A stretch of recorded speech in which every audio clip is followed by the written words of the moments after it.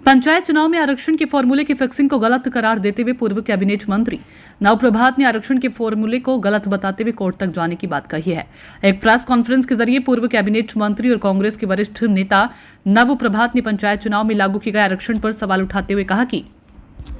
जब 2011 की जनगणना में कोई परिवर्तन नहीं हुआ तो एसटी, एससी और ओबीसी के आरक्षण में भी कोई परिवर्तन नहीं होना चाहिए था।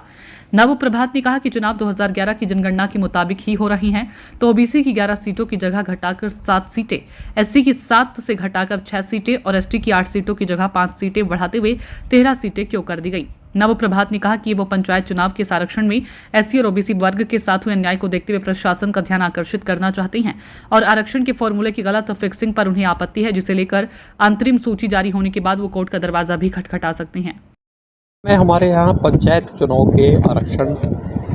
के ऊपर सुनवाई चल रही है और मेरे अपनी जानकारी में थोड़ा से एक गंभीर चीज़ है, तो मैंने भी सोचा कि मैं आप लोगों के माध्यम से लोगों का ध्यान और अपने प्रशासनिक अधिकारियों का ध्यान इस ओर आकर्षित करूं। हम लोग इसमें सब संबंधित व्यक्तियों को पत्र भी भेज रहे हैं, क्योंकि ये आपत्ति किसी एक चुनाव क्षेत्र से संबंधित नहीं है। इसमें ये चीज़ समझनी जरूरी है कि इस समय हम 2011 की जनगणना के आधार पर कार्य कर रहे हैं। तो 2011 की जनगणना में तो कोई परिवर्तन हुआ नहीं। जब जनगणना में कोई परिवर्तन नहीं हुआ है तो किसी भी आरक्षण, खासतौर से एसटी, एससी और ओबीसी, इसमें कोई परिवर्तन नहीं हो सकता। दो चुनाव जो पहले हुए हैं 2011 की जनगणना के बाद, उनमें एसटी की 8 सीट हमारे यहाँ निकली, ये जनसंख्या के प्रतिशत के आधार पर निकली, और एससी की 7 सीट निकली, ये भी जनसंख्या के रेशो में निकली, और ओबीसी की सीट एक बार 18 रही, एक बार 17 रही, क्योंकि कोई भी एक ग्राम सभा अगर ख़त्म होती है तो फिर थोड़ा सा वो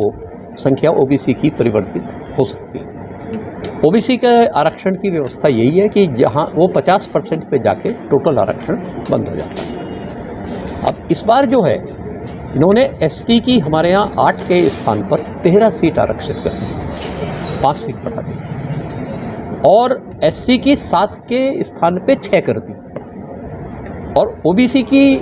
11 सीट होनी चाहिए थी, वो 7 कर दी गई। तो ओबीसी वर्ग के साथ भी अन्याय हो गया, एससी वर्ग के साथ भी अन्याय हो गया, और एसटी की सीटें बढ़ाने का औचित्य मेरी समझ में नहीं आया। मेरे हिसाब से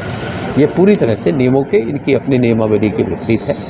और मैं इसी ओर प्रशासन का ध्यान आकर्षित करना चाहता हूँ। किस ग्राम सभा में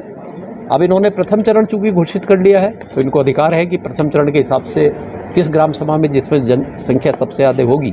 उसमें ये अपना आरक्षण करें। मैं उन